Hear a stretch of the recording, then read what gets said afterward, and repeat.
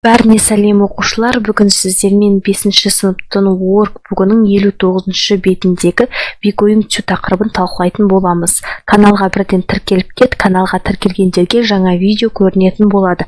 Сонымен бастаймыз. Бірінші тапсырмада to be етістігінің дұрыс формасын тап дейді.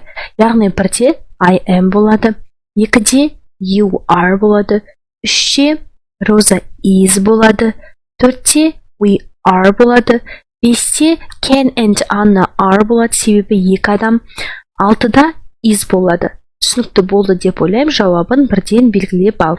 Екінші тапсырмаға келдік. Екінші тапсырмада саған былай айтады.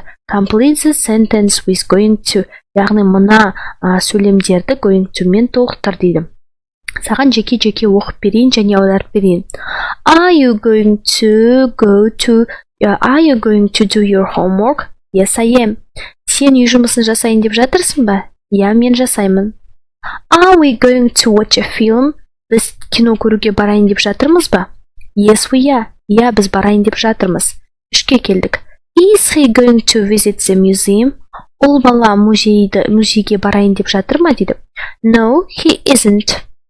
Жоқ, ол бармайды. Төртте. Are we going to play football on Friday? Сен жұма күні футбол ойнайын деп жатырсың ба? No, I am not. Жоқ, мен ойнамайын. Беске келдік. Is Sarah going to read a book? Сара кітап оқиын деп жатыр ма? No, she isn't. Жоқ, ол оқымайды дейді мынаның жауабы. Енді алтыға келдік. David and Sarah going to sightseeing. Олар көрікті жерлерге барайын деп жатыр ма дейді. Yeah, yes, they are. Түсінікті болды деп ойлаймын, мынаған қарап, өзің дұрыстап орындап ал. Ары қарай үшінші тапсырмаға келдік.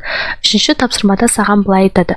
Write the questions for the sentence. Яғни мына берілген сөйлемдердің сұрағын жаса дейді. Берілген сөйлемдердің сұрағын жасауымыз қажет. Сонымен бастаймыз. Бірінші сұрақ. When are you going to visit England? Сен Англияны қашан көрейін деп жатырсың дейді. Англияға қашан барайын деп жатырсың? I am going to visit England next year. Мен келесі жылы Англияға барайын деп жатырмын. Who is you going to talk to friend? Who is he? Ол өзінің досына сөйлеп жатқан кім дейді? He is going to talk his friend. Ол өзінің досына сөйлеп жатыр дейді. What is he doing to buy? Ол не алайын деп жатыр?